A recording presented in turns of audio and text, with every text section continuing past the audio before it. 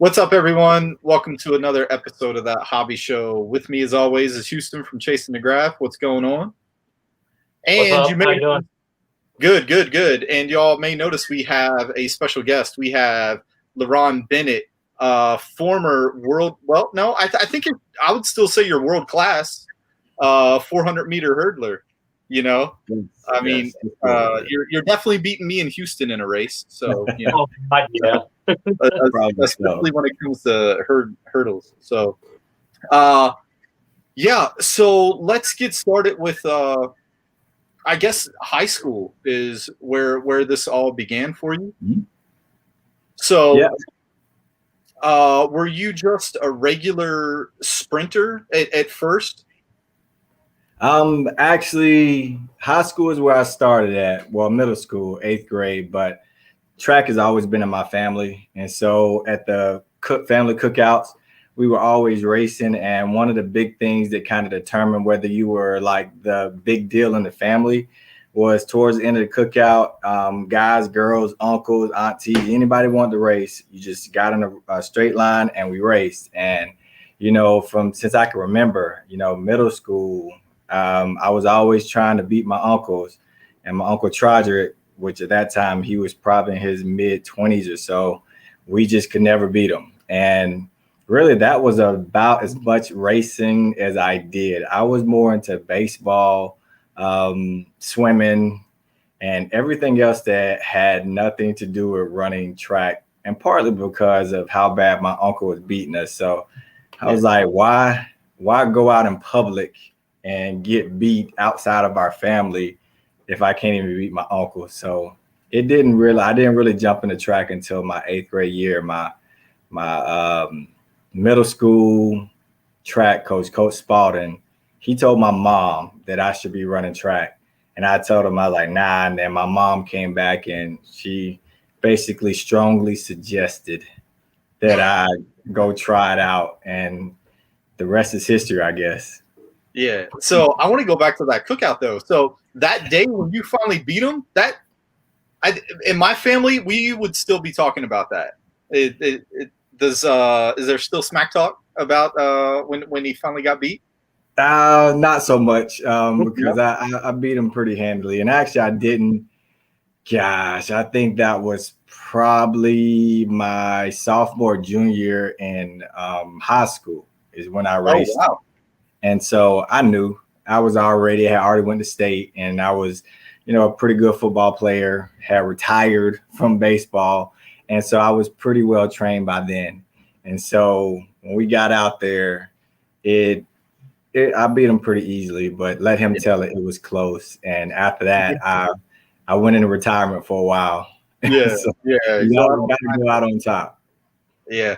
So you mentioned in middle school, now in my middle school, we also had hurdles. I tried it once, and after I face planted, that's it for me. So, like how do you, I guess, spot somebody that would actually be good for hurdles? Because being fast, you can be fast running in a straight line or around the curves, but when you add the element of jumping, so how do you find somebody that could add that skill? Absolutely. Kind of on the coach world and being a head coach now and coaching hurdles for, over 13 years. You can tell, I don't say you can tell, but I can tell relatively easy. Some of the big things is their height. Taller hurdlers tend to be the ones that are a little bit better, or at least a high waistline. So you got some guys that's really short, or ladies that are short up top, but they have long legs. That kind of serves well for hurdles. Their flexibility. I mean, can you touch your toes? You can be an athlete and you can be tall, but if you can't touch your toes, it's going to be hard to kind of split your legs, so to speak, to go over hurdles. And ultimately, I have the running joke that I can teach anybody how to hurdle if you can dance. So if you can dance and you got some kind of coordination, I can at least get you over the hurdle. And really, after that, my job is done. If I can get you over the hurdle, I'm done. But as far as being competitive, you definitely need to be, have a certain level of strength, flexibility. The height does help, but there are some short hurdlers that have definitely proven those odds. And honestly, the biggest thing is you have to have, I guess, a resolve that you will fall at some point. And so for me, I fell one time, and it only took me one time to fall to have that respect to say, you know what, I'm going to do things in such a way that I don't fall, but I still know that it's part of, it's like UFC, you're fighting somebody and you don't want to get knocked out, but it's also one of those things that comes with the territory. So you got to know that falling and getting hurt is part of it. Gotcha. And that for me, one of the things is I feel like jumping the hurdle is one thing, but every time I've ever seen, the hurdle jump, it always amazes me how once they clear it and they hit the ground, it's like they never lose a step. They never even broke stride to begin with. So is that something you teach as well, the first hurdle, or is it just kind of it just kind of comes second nature? Yeah, it's a like any major sport or anything, you have to put layers and layers of practice into it. But the first thing is you got to be able to run. I know it sounds cliche or simple, but if you can't run flat, it's hard to run and jump over a barrier. So a lot of times if I have really beginning athletes or hurdlers or people that want to try it, I'll start them with just learning how to run and sprint. And then from there, I'll go to drills so they can get the muscle mechanics of it.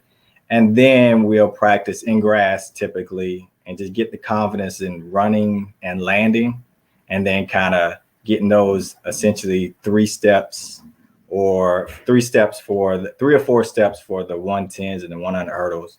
And then obviously for the longer hurdles, you're anywhere from 13 to 15 to 17. And if you're, my Christian Warholm and those guys and Benjamin Rye, you're running 12 and 13 steps, which is ridiculous for sure.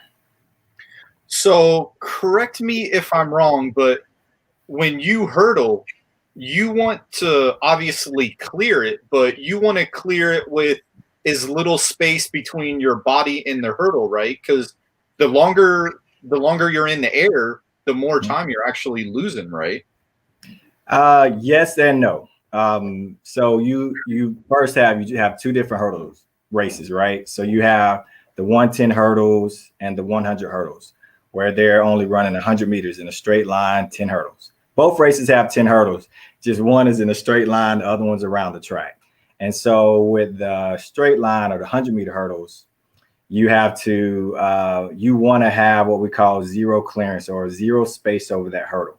So the great ones, and even mine back in the day, if you're anywhere between 6 inches over the hurdle, you're doing good. And so anything above that, you're kind of wasting time in the air. And we basically say for the short hurdles, you want to try to get off the ground and get back to the ground as quick as possible. Because at the end of the day, you can't sprint or you can't get to the finish line if you're in the air. Yeah.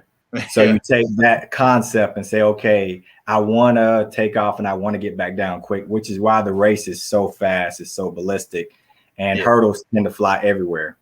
But for the 400 hurdles, you're running a full lap. So if you think of it in terms of you want to try to take as less steps as possible to get around the track, right? Gotcha. So if I go over a hurdle and I get down really quick and I'm turning over, I'm adding more steps, right? Mm-hmm. And so in theory, you want to take less steps, but still be going just as fast. And so you got to kind of navigate that, because if you try to take half of the steps you would normally take, it kind of looks like you're bounding. So you're running really slow. Mm-hmm. But then if you're trying to get down quick and out sprint somebody, then that's going to be a long race when you get halfway through with it, because you may not make it. So it's that fine balance that we kind of try to have to navigate, and we go from there. Gotcha. And so you ran at the University of Georgia, correct? I did. Yeah. So, were you able to get a scholarship for that, or? Eventually. Yeah. Yeah, I came out of high school with about 13 full scholarships, partial to full scholarships. And a lot of it was for football, but some of the smaller schools definitely were for track. And Yeah. my two biggest schools were Florida State and Georgia. And I had went to Georgia for a track camp the summer prior. And at the time, they didn't have any money to offer me any kind of scholarship, but what they call a preferred walk-on scholarship, which basically means you're still a walk-on, but they'll pay for your books. So $600 to pay for books. Yeah. And Florida State, I think offered me, I think it was 35%, something like that. And so I was a big Seminoles fan. I was going to tomahawk it and go try to play football and everything. And sure enough, talked to mom, and she wasn't really big about me going too far away from home, but they were okay as long as I was going to school. And so, long story short, Coach Stu, I looked him up, and I really enjoyed what he did for me at the I guess the summer track camp, and said, "Let me go to Georgia for essentially a preferred walk-on." And all the other small schools, I loved them, but I knew that eventually I would be the best and I wouldn't be pushed as much as I wanted to. And so my thought was, you got the ACC, but you got the SEC. And since by that time I was really trying to get to the Olympics, I said, well, what better conference to go into that's going to get me the closest to what the Olympics is going to look like? And so I went there, and for 2 years, ran on a book scholarship. And the end of my sophomore year, when I made the Olympic trials, and they kind of decided, you know what, we got to kind of give this man some money to keep him here. So Yeah. So we've had former baseball players on here, and I like to ask them about the scouting process, because it's pretty easy to spot a scout at a baseball game, khakis, button-up shirt, and he's holding a radar gun. So right. at a track meet, are you aware that you're being watched by scouts for colleges or trying to be recruited? Yes, it's much different than what it was when I was running. So you basically, typically the coaches, them because they have, they're Georgia, or in my case, they have Belhaven. We have something that says, okay, you're a college coach. And then, per NCAA, which may not be much pretty soon. Fingers crossed. You wait to the end of the meet, and then they come up and they give you a card or something like that, or you talk to the parents. And so that's typically how you can kind of recognize who's looking at what. But now everything is kind of social media and stuff like that. So you can essentially look at all the results from track meets, and you can find videos of these kids, and you kind of see what you're looking at. And I tell parents all the time, the biggest thing, I can look on a piece of paper and tell the time, but if I see your child run or see them do a drill, I can pretty much gauge how they'll fit, what their progressions are. So a video for us is a lot better. Gotcha. My So wife, I'm glad that you mentioned the NCAA, because me and Houston, we're not big fans of the NCAA themselves, but the athletes, huge fans. So the big news, I guess last month, was the name, image, and likeness stuff. Yes. So if you could have done that, how big of a difference could that have made for you, as far as, because I'm sure you being an elite athlete, you can't just be eating at the chow hall every day, with the fried foods and stuff. But a college athlete, you're not making a lot of money, and unfortunately, that's what's usually affordable, is the bad stuff. So how much of a game changer could that have been? It would have been huge, honestly, especially because I started working 13. So I had a job to some degree all the way through college. And so I just managed to navigate it. Once the season started, I would kind of scale back and do weekend stuff. But for me, it was never about like trying to have extra money to kind of flaunt it or floss it somewhere or whatever. It was more about literally trying to, have some food on the weekend and stuff like that. Even though when we traveled, they gave us per diem. And so for me, it was more about saving the per diem. And so it's like, even then the per diem was like $20, which is laughable now to where, you average 75 to 100 for track. Football is a whole different world. So you look at that, and I'm trying to kind of ration those things out. I was like, okay, I got $20 with 2 days, so that's $40. If I eat McDonald's, it's not healthy for me, but I at least come back home with, $15 to $17 or something like that. And you just made it work. And you knew it was different. You knew it wasn't like the best setup, but when my purpose is so focused on trying to make an Olympic team, I was able to kind of compartmentalize everything to a practice. And so my practice is going to take this amount of energy, this amount of effort to hit this time. And that time is going to add up to me being in this shape to run this time to make the team. Mm-hmm. So after that, I can rest, I can recover, I can do whatever, but do I have enough energy to do this at practice? And then I did. And so when I got to track meets, I was able to generate that kind of energy for those 48 seconds. But the problem was the recovery, the mental strain that I didn't really see much of until I got more on the professional ranks of like, I'm going against guys that when they got the full deals, or in this case, we would call them, they had full scholarships. And I was working at Home Depot. And then we got to show up to a meet. Well, they've been playing video games and chilling all day. I had to work 20 hours or 30-hour shift. And I flew in the night before, wake up, runners take your mark. Yeah. And like, I would beat them sometimes, but most times it'd be like I would barely get edged out by a 10th or something like that.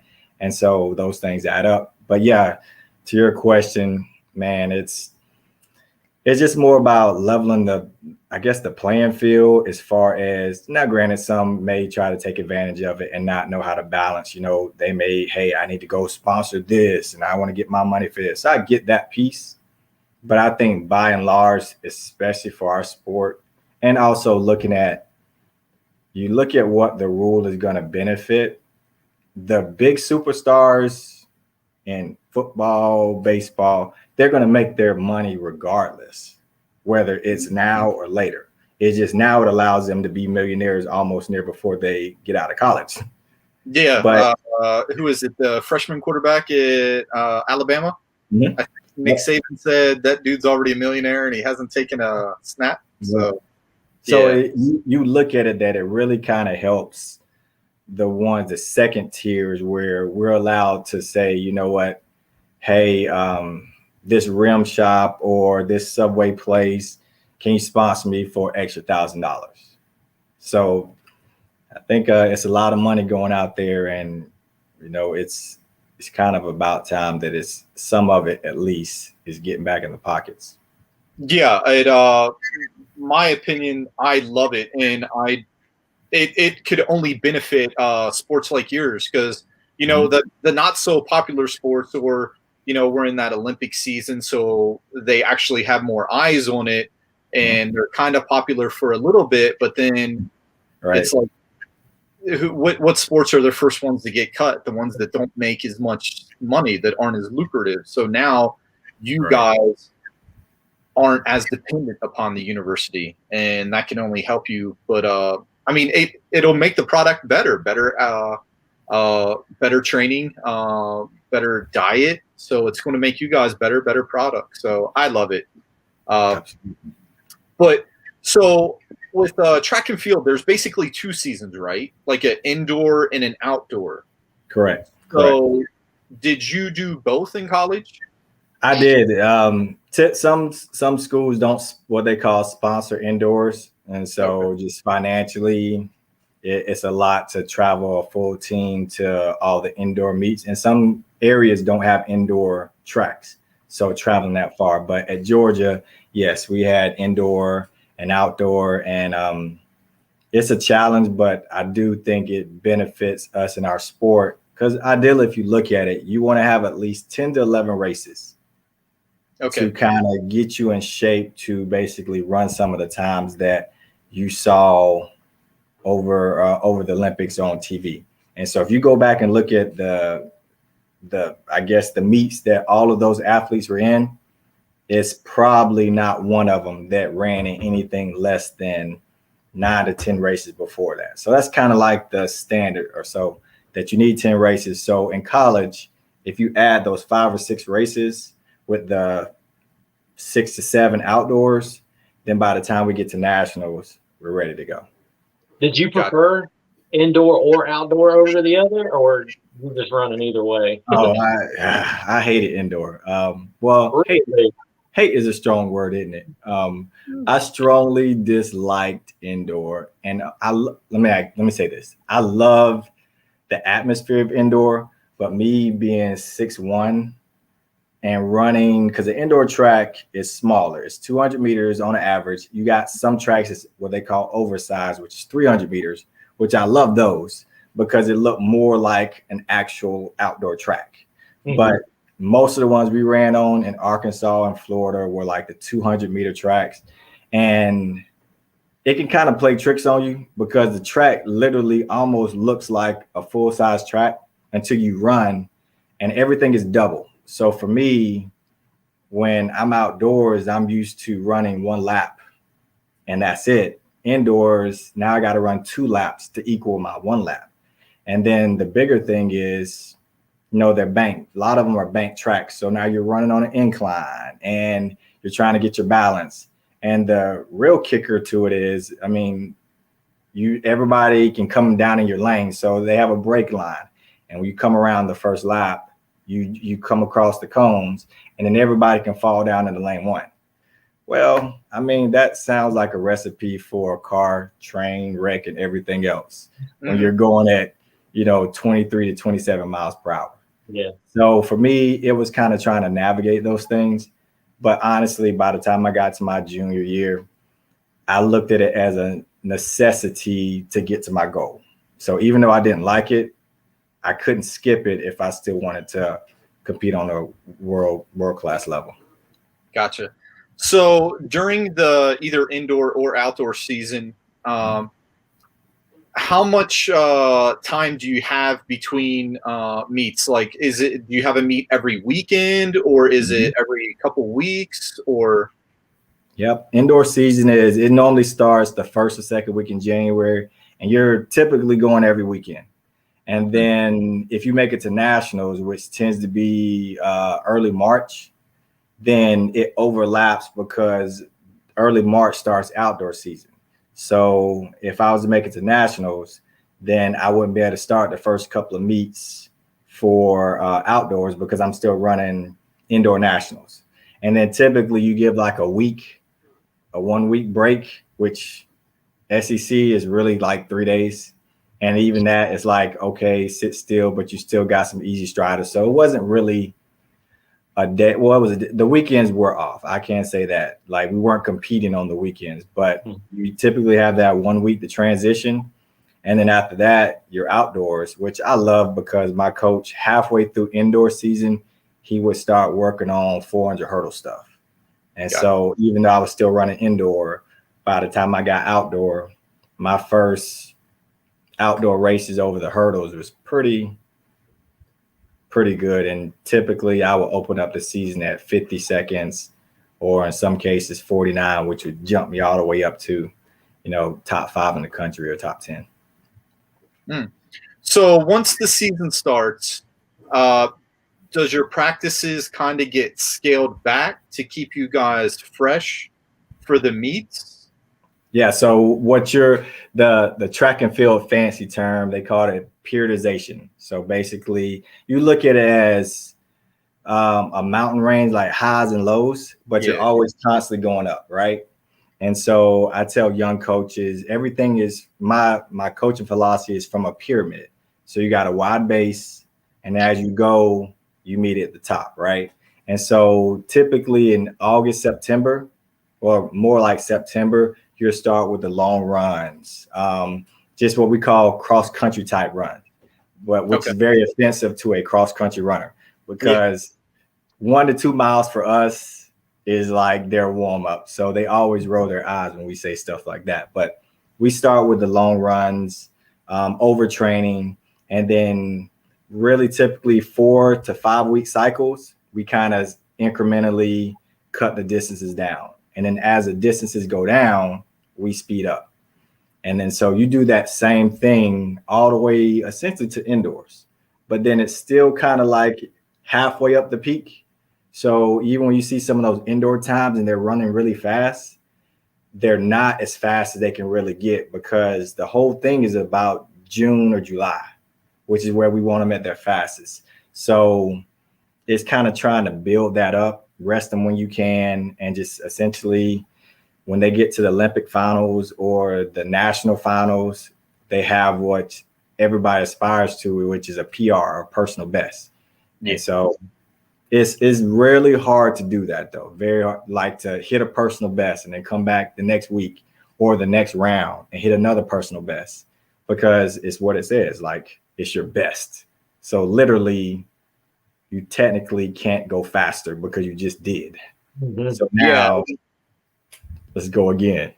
Yeah, and that's what I was trying to get at, because basically every meet you want to be at your peak for that meet, and then just keep going up, going up, going up.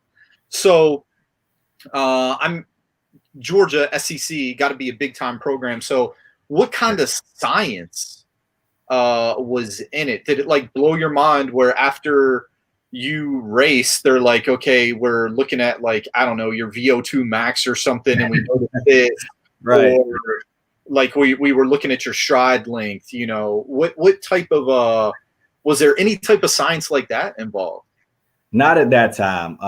And I think I honestly feel like that gave me a little bit of an advantage. And it's also coaching philosophy. You have some coaches that are very scientific and technical. My coach, Coach Stewart, was more about a feel of the race. And you got to know so you can adjust and evolve to the race. So as you go, can you call audibles? So, and then I can't even recall a time where we had the Nokia and the BlackBerry. So it wasn't video cameras like that out there. So literally for me, it was the stopwatch and what I was feeling. So if my coach, if he said, I need you to touch down or be at a certain speed in between the hurdles. So for the 400 hurdles, he wanted me anywhere from 4.2 seconds to 3.9 and running what we would call a 14-step pattern, which basically means I was running 14 steps or alternating, going right, left. And I would run that, and then he would stop the clock, or I would run the whole race. He would stop it every time I would basically touch down in between the hurdles. And then he would say, okay, you were 4-1, 4-0, 3-9. I would take those same times and then just recall in my head, okay, how did I feel in between this hurdle? Okay, I was really pushing that time. So what was that time? Okay, that was a 3-9. Okay, this time I felt really smooth and I still hit the steps. Okay, that was 4-0. So literally when I got in races, if I was running and I felt like I was going really fast, then two things I knew. I knew I was on I was hitting 3.9 to 4.0 seconds in between the hurdles, but I also knew that my step pattern may be slightly off. So if I was normally running 14 steps, but that hurdle just came up quick, then I knew that, I'm coming close to 13 steps. So do I want to keep pressing the hurdle, or do I want to kind of idle back just a little bit so I can kind of hold that step? And also, who's in my race? If I got guys that are like Warholm and Benjamin, where those dudes are running like 3.6, 3.7, then I know that if I idle back, they're going to probably get even further and they're not coming back. So I'm on a fast race pattern. So let me keep it up. Let me go and just know that at the end of my race, the last 3 hurdles, those things are going to hurt. I may chop or something like that. And so all these things happen within thousands of a second. And I teach all my hurdlers that we have to think. And a lot of coaches say, just run. Oh, it's the worst thing in hurdling that you can do. And because if you just run, then you don't really know how to respond if something happens that you didn't plan on. Or if you make a mistake, you can't come back and tell me without a video or something, this is where you made a mistake. So that's where I started at. And it allowed me to run basically consistent races. My senior year at SEC's, coach was like, hey, I need you in this first round. I need you to run 49. We need to go at least 49 low, or which means 49.4 seconds or faster. I was like, okay, 49.3. He's like, yep, boom, on the clock, 49.3. Yeah. Came back the Easy next money. day. He was like, Shot. he was like, okay, hey, let's drop it a little bit. Let's go 49.2 or so. On the clock, 49.2. And then the finals like, hey, let's go get one. And that's when you knew, okay, the last 3 hurdles you got to go. And then that's when I went 48, I think 7 or 8, 48, something like that. And so to be able to dial in and drop times like that, it allowed me to I train with rhythm and stuff. But now my last 5-6 years, when I was definitely on the pro level, when I had to do a lot of training by myself, I had to use the camera. I had to kind of set up videos because I knew what I was feeling, but I had to kind of confirm it with what the video was saying. So I basically had a coach as the eye, even though my coach is still writing workouts. And I just kind of weighted the two. And then when I kind of got full-fledged into coaching, it kind of balanced out. You got some athletes that they just love to see the video. They got to process it. So you show them this. And then you got other athletes where it's like, don't tell me, I don't know. And then you show them that. So it's a balance. And I do both. Gotcha. Would you say that playing other sports like baseball and football benefited you in the track and field area? Because I mean, obviously there's running in both, and football, it's basically just 0 to 100 for 5 to 6 seconds, and then with baseball you actually practice base running and rhythm running and all that. So would you say it did help you? Definitely. Oh, absolutely. Absolutely. I mean, baseball was just the patience and the repetitiveness of, you couldn't have told me I wasn't going to be a Gold Glove outfielder, center field. Let's get it. And, I got my Houston Astros hat on, Dusty Baker. That's what this is. I am still Atlanta Braves to my heart, but when the big guy gives you a hat, you wear it. But you got that from Dusty? Yeah. So looking at like me just learning the hand-eye coordination with baseball, it showed me a discipline, right? That I already had, but baseball kind of developed it. Football gave a level of toughness that, I was a slot receiver. And so we know football and all the other Georgia football players that's been on, like I got hit a lot in high school because you knew like you were coming across the middle and you had one goal, 2 actually, catch the ball and hold on to it. The bonus was the score, but typically running slant routes, you were going to get hit. So I learned that toughness, and then also the brotherhood of kind of being with a family. And then so you weld all that into track was kind of easy. It was like the biggest adjustment with track was I had to learn how to stretch more, because in baseball and football, do a couple of stretches, you call it a day, you're only going 40 meters or 90 feet or so around the bases or anything like that. You don't have to stretch as much. And so track is like, no, you got to really stretch. So that was the biggest adjustment. And then honestly, I stuck with track because of the individual piece. And it was just simply for me, I wanted to be in control of my destiny or my career. And as good as I was, it still fell on a coach deciding whether he wanted to put me in the game. And whether he liked me or not, that could determine what I was going to do. Track and field, you can not like the coach, you can love the coach. When they say run and take your mark, that is you. So that autonomy is what essentially and ultimately kind of led me to track. And I coach a lot of the other sports, baseball, football, and honestly, the easiest part is I train them like track athletes because that's the baseline. If you can run fast on track, you can essentially run fast in any other sport. The adjustment is it's you have to adjust your speeds because obviously it's an acceleration to track and field. Football, somewhat. Baseball, it's more short and quick. That's why sometimes you get track athletes that swear they're going to be NBA superstars. And if you look, when they typically, if they play the sport, they're dead tired the first 2 or 3 minutes because it's what we call a different energy system. It's stop and go, stop and go. Well, we don't stop and go in our sport. But by the third or fourth quarter, the body adjusts and then we're still speeding up. So I tell all coaches, what you see that kind of push now, a lot of football coaches, baseball coaches, but more football, they're soliciting the advice and the videos of, track coaches or track and field because that's where the sport and the league has moved to now, right? Speed is everything. So you definitely, I tell parents all the time, play all of them. If you want to, that's fine. But once you get to the collegiate level, you got to start kind of picking one because the talent level is so even across the board. It's really how much dedication you put into the sport, which is going to separate you. In high school, you can do that.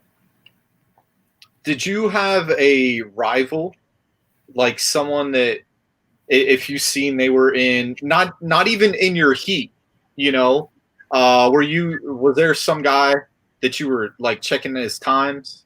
Yeah. So because this is live, so it eventually get to whoever. I am very much a anti-Florida Gator.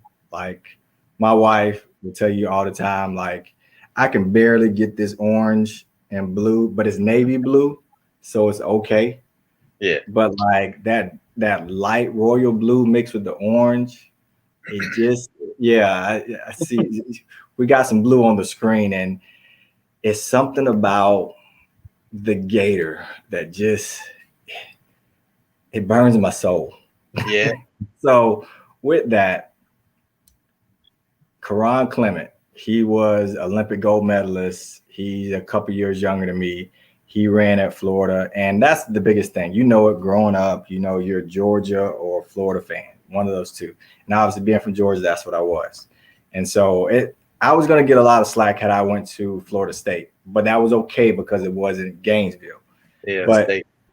chose the Bulldogs, and Ricky Harris. Florida has always had great hurdlers, so that was like one of my checklists. Like you just knew you didn't get beat by anybody from Florida, but it was hard to beat them because they were really good. So when he came on the scene as a freshman, and I think I was a junior at the time, and he's just strong, just raw athlete, but he didn't know how to hurdle. And so I didn't train for him, but I saw like when I'm running 49 seconds, he's down in Florida or at another meet running 48.9 or 49 flat. So, and then you look at the rankings, it's Florida, Georgia, LSU. So he became that. And so literally whenever we would go down to Gainesville or indoor, it was just one of those. It was less about him, but it was more about, I think, just him being a Gator that I just didn't want to lose to. But I think what made it worse is that I didn't beat him. And so it's like, and you knew that you had to run world-class times to beat him, and he was still a baby. He still didn't even have, I think that's what made it worse. He didn't really know how to hurdle as well, and he was still beating me by like a lean or something like that. And so if I had to say he was one of my rivals, for sure. And even, I mean, I'm cordial with everybody, so like spoke to him and stuff like that. But it was definitely one of those things where if I think I might have, he didn't make it out of like a prelim or something like that later on in our professional circuit. But I think what put the icing on the cake is when me and him went pro the same time.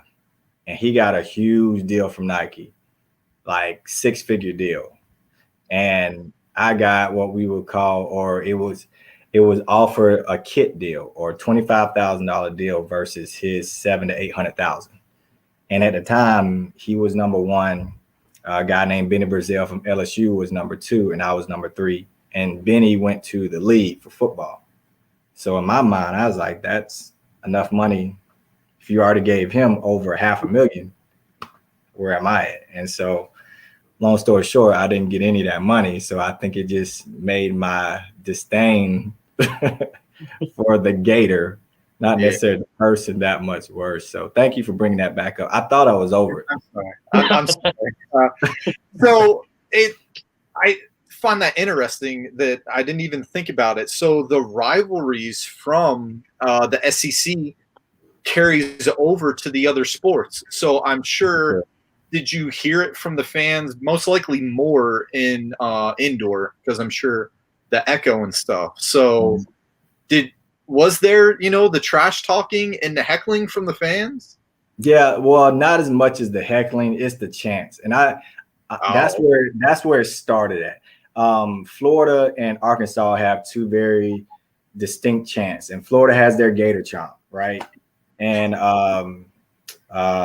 Arkansas has a "Woo, Pig Suey," and they do it 3 times. Like, it is. Again, if any of the head coaches are looking to offer me a job, I apologize. Trust me, I'll take the paycheck. But it's those chants that when you're trying to go against these athletes and you hear those chants, it just makes you have this sense of pride of like, but I'm Georgia, and because of that chant, I want to beat you. And then so like it was just the good old fashioned rivalries that on a smaller scale than football and all the other sports, but is just as strong. But I will say social media at that time wasn't present. So the rivalries were much more thick and concentrated. But now, since everybody kind of follows everybody, and you're almost kind of like friends, you compete, and it's like, okay, after race, when Karan beat me, it was, hey, good job. But it was like, I can't wait to see you again because we're gonna have a different conversation. Now it's like, hey man, good job. And we chatting it up and stuff like, I don't know if I'm your friend like that. Not in the vein of while we're still competing, because at the end of the day, we're both trying to get a medal. We're both trying to win. So if I like you, then can I win? And yes, you can, but in those days and times, we didn't necessarily process it like that. So again, I get it. I look at some of my athletes and it's like, wait, why are you talking to them before the race? Oh yeah, it wouldn't happen. And again, I understand the generation, so I just let them do what they do, and then when they come back, it's like, but that's your buddy. Yeah, because like I'm sure we're all kind of in that same age bracket, watching the NBA in the '80s. None of that would happen. Right. Isaiah Thomas is not hanging out with Michael Jordan. There's a reason Isaiah was not on the Dream Team. So yeah. But we did have a question about rivals. So I guess coming up in the circuit, did you have people that followed you or like from in high school that was in that circuit that went to colleges in the SEC that you kept seeing? Yeah, typically SEC. Once you kind of reach that top 5, you knew that the guys that was in the top 5, top 10 in the SEC conference were the ones that was going to likely want to go pro or run on the next level. And so I was seeing Karan and the LSU guys literally 5 or 6 times like in a row. So that didn't help with the rivalry because you're seeing this athlete week in, week out, and there's no break. So after a while, you're just not liking them because you're seeing them so much. So it was from the regular meets to our regional meets. We're seeing LSU, South Carolina, Florida, all of those. Well, not LSU, but Florida, everybody on the East Coast region. And then you go to first round of nationals, and then you see them again for 3 more rounds. So SECs was 3 rounds. Nationals was 3 rounds. Well, excuse me, SEC was 3 rounds. Regionals was 2 rounds. And then nationals was 3 rounds. So that's 3, 6, 7. That was 8 rounds seeing the same 3 or 4 people. And then if it's in a USA or Olympic year, you would take a 3-week break and then see them again for 3 more rounds. And so, yeah, you see those elite level guys all the way up through. And honestly, I will say once you get overseas and once you run like what we call the European circuit, the rivalry isn't really there, because now we're representing either our Nike or Adidas or our shoe company and the United States.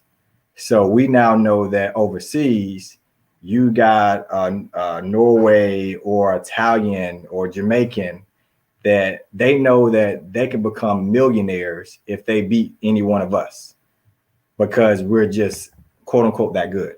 And so we have to come over there and represent like essentially our pride and our American, pride for just not letting another country beat us, which is why it was such a big deal for the men to not essentially get gold medals, because again, every one of those countrymen that got gold medals, they probably all getting statues and everything else, because it's like having that, like if you look in the military, I have military in my family, Marines, they're really highly touted, but that's why they say you never leave a Marine behind or anything like that, because they know that if you take a Marine, it's such a big deal. And not to compare a Marine to a U.S. world-class athlete, but it's the concept of saying that if I beat an American, oh man, I'm going to have a new girlfriend or boyfriend tonight. Yeah. So you mentioned a couple times about going pro, and I don't think people realize that you can actually be a professional track and field athlete. So how does that come about? It's really simple. We're one of the few sports that you can go pro the quickest. It's literally going to usatf.com and basically filling out an application that says that you are submitting your name to essentially be able to accept prize money. Once you accept prize money to a meet, you're a professional athlete. And that's what makes you a pro in track and field. Now, then we just get through talking about an NCAA rule, right? Yeah. So that's a whole different thing that I'm gonna let them figure it out, because now you can still be running for University of Georgia and be accepting money. So how did they navigate that? And so I think they got some kind of certain litigations in there that they put in there to kind of still separate the amateurism of it. But I feel like in another few years, even track and field on the next level, we just need to kind of move out of the amateurism level, because then that's where we'll be able to kind of get more money, more sponsors. So you're a pro, you got to meet overseas. Do you have an agent who's like who? Okay, so the agent like takes care of the flights and stuff like that, or? Yes. So it's different. See if I can make it simple enough.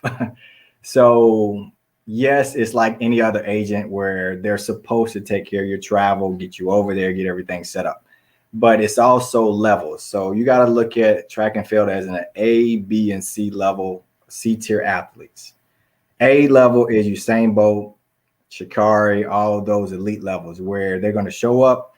They may run 5 or 6 meets overseas. They got big appearance fees, like 400, 500,000 appearance, which means that they get that before they even step on the track. And then each track meet has a certain amount of prize money that it pays from first through eighth. So the bigger meets, Diamond League meets, they're going to be $10,000 or $20,000. So 400 to show up, and likely you don't win it. So there's $20,000 for gas money. That's a good paycheck in less than 10 seconds. right? So that's the A tier athletes. The B tier, which is kind of where I was, where our parents' fee is more like $5,000 to $10,000, $15,000, and then same meets as far as prize money and stuff like that. But my parents' fee is different, and that's really based on my world ranking.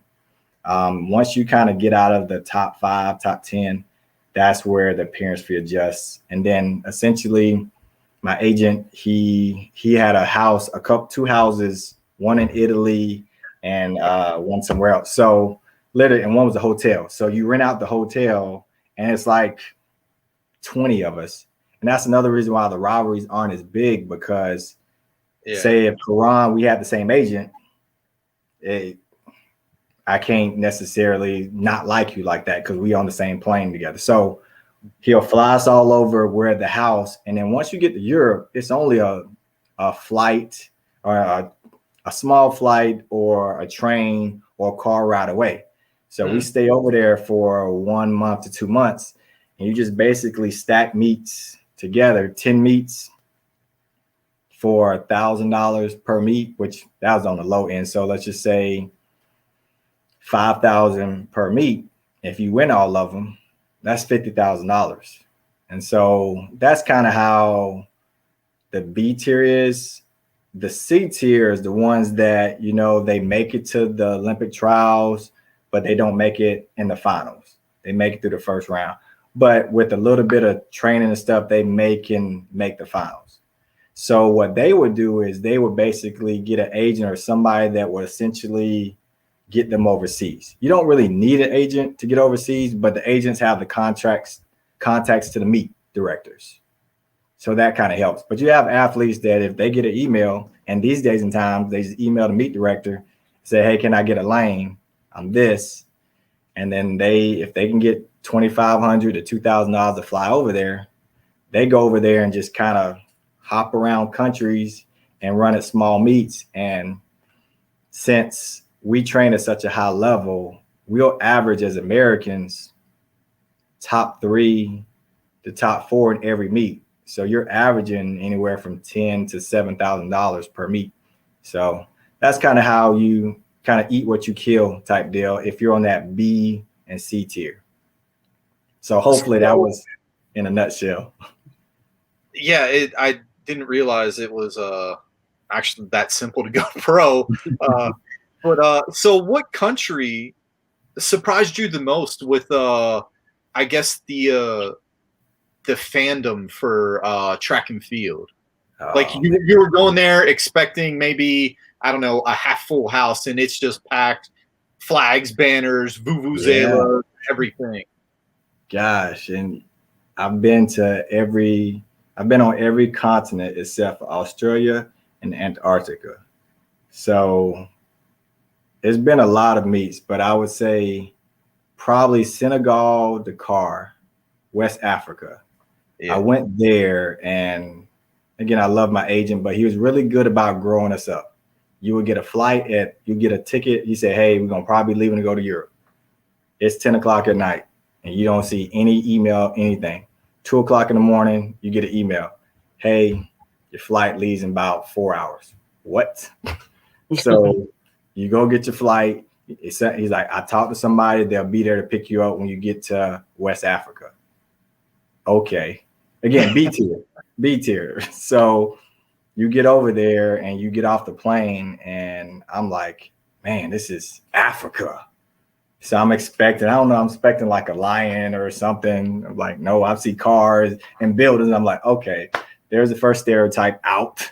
Yeah, and then you see McDonald's and it just ruins everything for you. Right. The food definitely tastes different.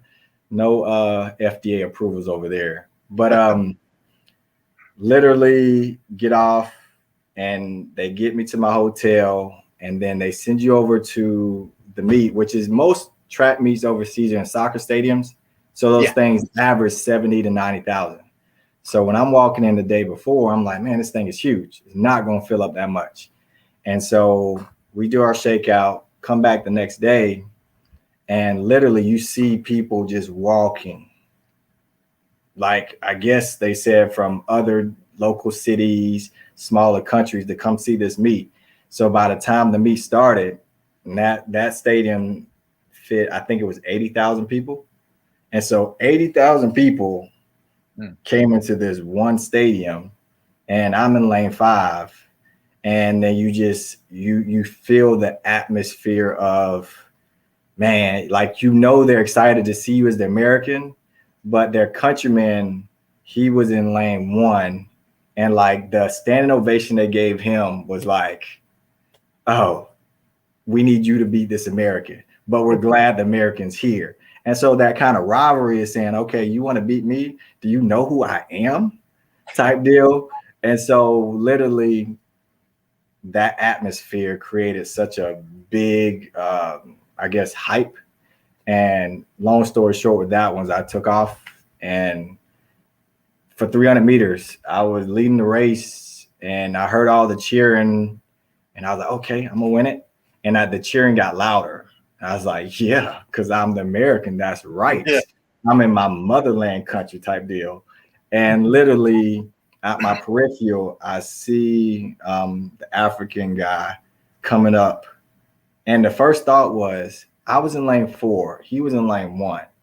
He had to run really fast to make up the difference on me with 3 lanes like that, because it is harder to run out of a inside lane like that versus being further out. And literally over the last hurdle, I'll never forget it. I was clawing for the line. He was clawing, and he out-leaned me and beat me. Like, the first initial like disappointment is like, dang, I just let the United States down, right?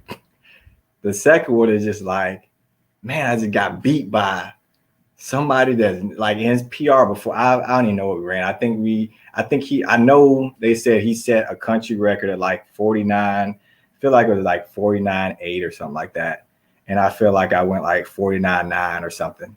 And on that level, you don't get an excuse, right? You just flew 12, 13 hours and you got jet lag. You get off the plane, you got to go race the next day. There's no excuses. You're American. You should be winning.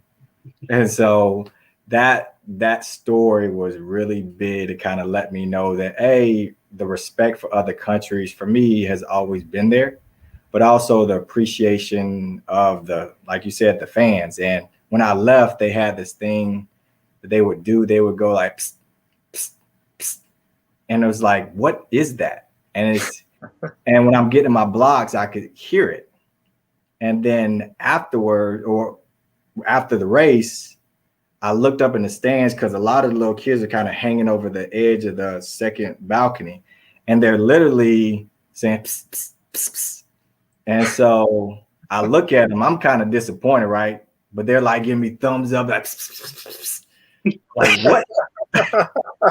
So literally that was their way, in talking to some of the other guys, like that was their way of saying, good job, and basically, can you get an autograph and stuff like that. And so when I left, because they give you interviews, they translate and stuff like that. And I said, thank you for everything. And psst, psst. I mean, everybody just went crazy. It was like, oh.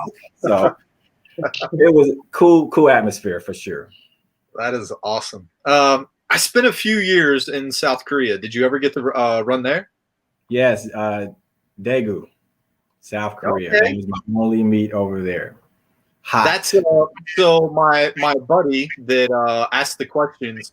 He's actually an ESL teacher in. No, he's not in Daegu. I don't know if you're still watching, Dan. Are you in Daegu or Busan? But yeah, I've actually been down to Daegu. Yeah, crazy humid, just like the East Coast. 100 degrees, 100% humidity. But yeah, so that's pretty cool that I've actually been somewhere. Yeah, great. The Asian countries really treat us the best when it comes down to just, you're pampered. Just everything from the cars. You see all the cars that haven't made it to the States yet. Like back then it was the new Jaguar. I'm like, where's this thing at? So you see all the update stuff, but that and the crazy seafood, yep, east of Daegu. So yeah, it's nice. You try to stick to the basics. Like, okay, that looks like chicken. I know that's rice. I'm gonna get bread. So you do tend to lose a lot of weight overseas. Oh, really? but the food, I didn't stray too far from home because I also knew that like if I just explored all kind of crazy stuff, I still had a race to run. Mm-hmm. So only on the last meet or so, when I knew I was going back home, it was like, okay, let's try all the stuff. But Daegu was definitely that they have a good corner spot in my heart for sure. Awesome. Well, it's actually been an hour. We got to promote your stuff. I have hundreds of more questions for you, but I don't want to keep you, and I appreciate your time. There you go. Got There the you book. go. So yeah, not only world class athlete, college coach, and published author. How did that come about? Really simple. A mentor of mine, he asked me to essentially tell me what it's like to be an Olympian. I was like, well, first of all, not an Olympian. So spoiler alert. And he was like, no, you're an Olympian in my mind. I was like, doesn't quite work like that. Are you a Super Bowl champion? No. Type deal. And so literally he said, well, what would they say about you to your family, to your kids? And I was like, I don't know, something good. He's like, well, wouldn't you want them to read the words from your mouth? And so it was literally as simple as that, to where I just kind of went back and started writing like, stories of my life. And it turned out to be something that the book is unique because and maybe Houston can attest to this, it carries you through every emotion, like from the sadness to the joy to the happiness to the anger. And like you feel those emotions. And then by the end of the book, it shows you how I navigated those things. And my intention of the book is to kind of take some of those nuggets, apply them to whoever the readers apply to your life. And hopefully it helps my story, how I navigated it. And that's what was birthed, The Mind of an Olympian. Gotcha. Now, I watched your interview with Houston previously. Is there any plans on the audiobook and maybe trying to get Denzel to read it? Yeah, I mean, I don't. My circles are so small, but like I started with a small circle. A guy, he's reading a book. He's a film director and stuff like that. And so I said, I don't know. You use your connects to like see what Denzel can do. So, but yes, I'm actually working on the audio part of it. I found some kind of links and stuff that kind of, I guess, translated over.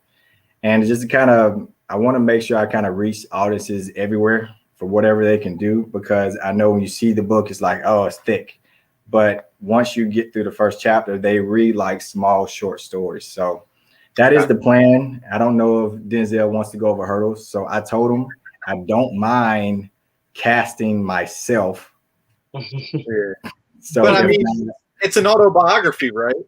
Correct.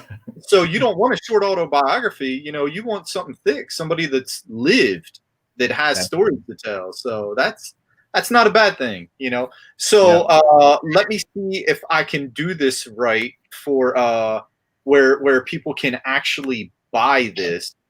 Okay. LaRon Bennett.com, correct? Absolutely. Kept it simple. Right. All right. Let me let's see. So boom. Is it coming up yet? Do we have it now? Wow. Yeah. Fancy. There we go. So, whoever that guy is, he looks pretty cool. That is what the website looks like. And if you just click on the link where it says pre-order today, that is where you can order it. Yeah. Is anywhere else that we can find? I'm sure it's got to be on Amazon, right?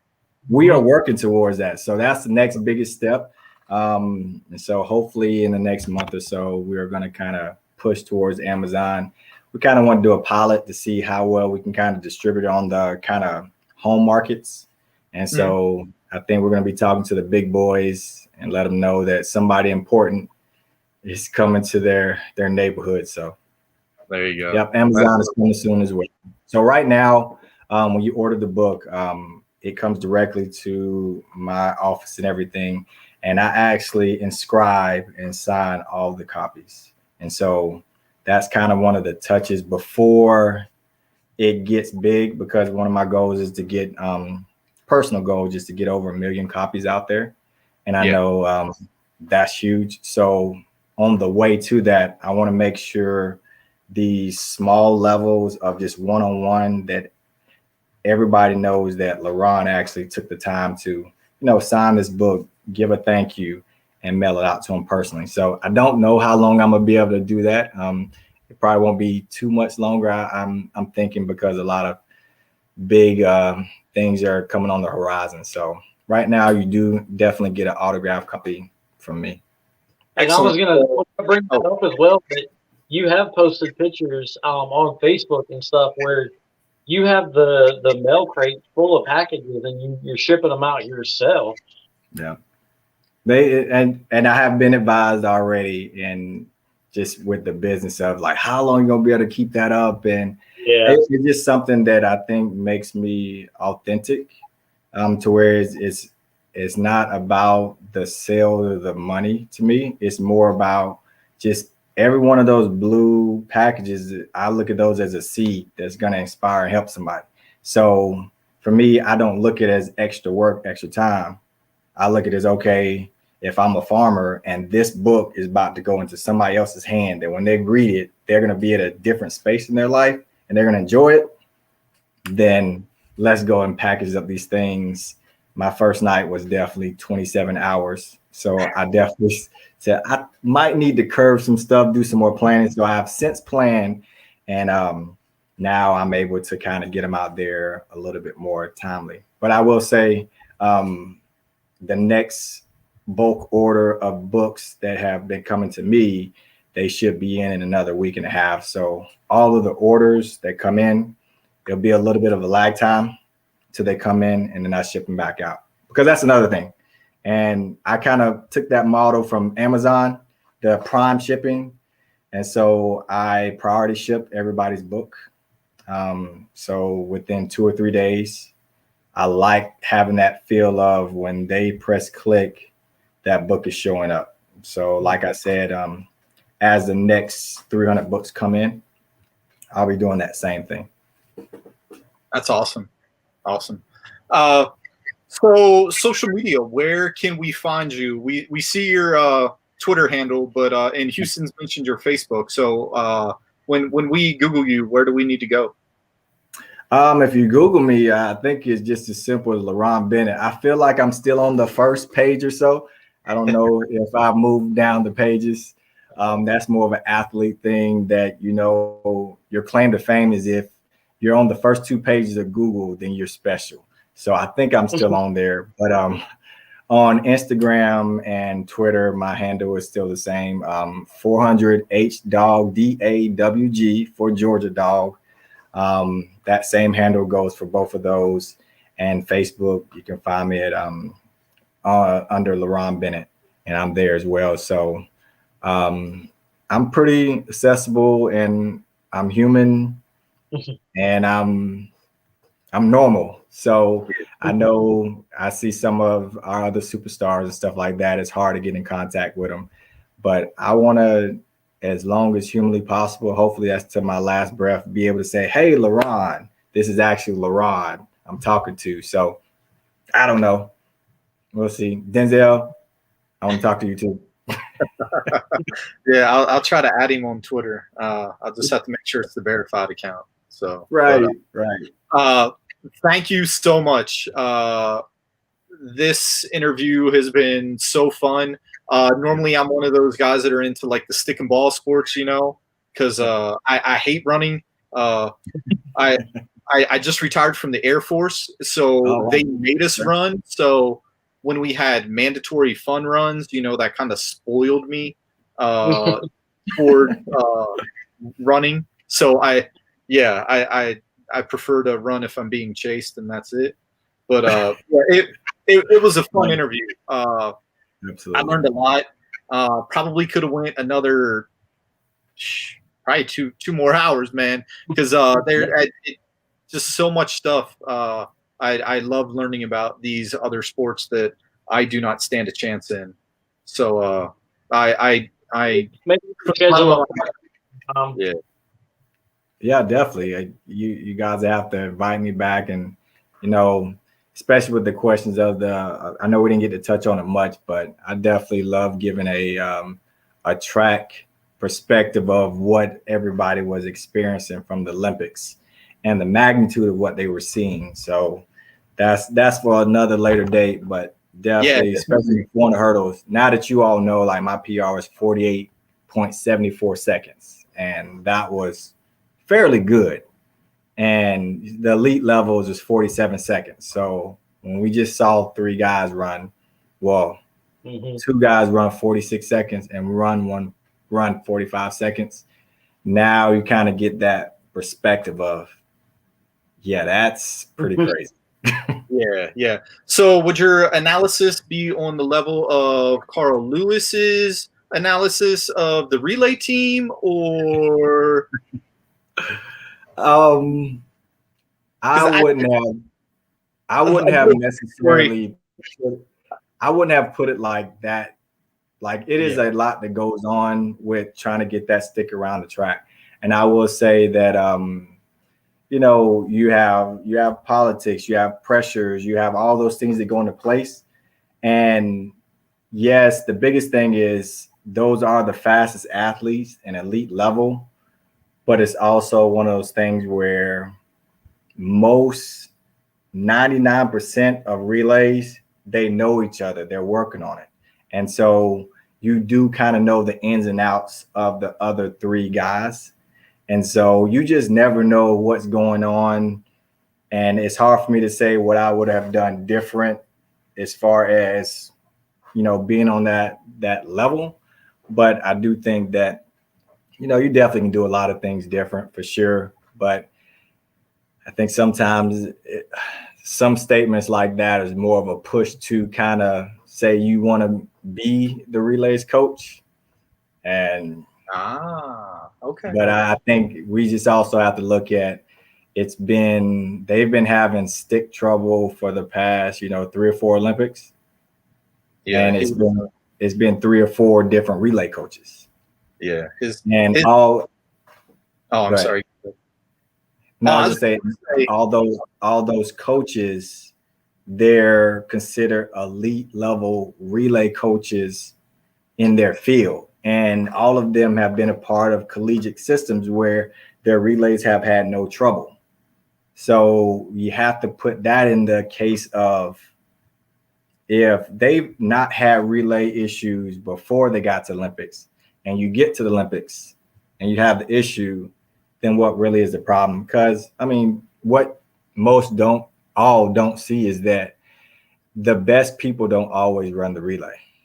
It's typically the ones that either they think are the fastest, or an agent or a coach has said, I need this person on the relay. And when you do that, you kind of subject yourself to the chemistry not quite being there. Yeah. So hopefully I kind of danced around it, but showed the inside of it's. I don't think Carl will probably be a candidate for a relay coach spot in the near future, though. That's for sure. Yeah, because usually during the Olympics, there's always that tweet or that Facebook post that says, "Hey, I want a regular person out there to to see just how good these Olympians are." And his tweet definitely made it sound like I was out there on the relay team, like is the way he tore them up. But yeah, we are definitely going to have you on again. I apologize for not even getting to the Olympic trials, because I definitely want to hear about that too, because that's nothing to sneeze at. And plus, everybody will be able to see. They can probably see that badass photo of you on the cover of Mind Olympian. That is. I'm not like just sucking up or anything. That's a pretty sweet photo. I'm a little. Yeah, I think I'm a little thicker than that picture right now, but I'm close still. Yeah, but definitely thank you for coming on. And Houston, do you have anything that you want to plug? Because I got nothing. Yeah, I've got the interview with Tyler X, Lucha X champion from the American Lucha Wrestling. That's the one I've been, dying to do, and we finally nailed it down last week and got it done. So we're gonna figure out some of the ins and outs of Tyler X, and that's gonna come out Wednesday night. So be on the lookout for that one. Awesome. Well, yeah, like I said, I don't have anything. So thanks, fellas, for taking time out of your evening to join me. And thank you, Dan, for the questions and everyone for tuning in. We will see you next week.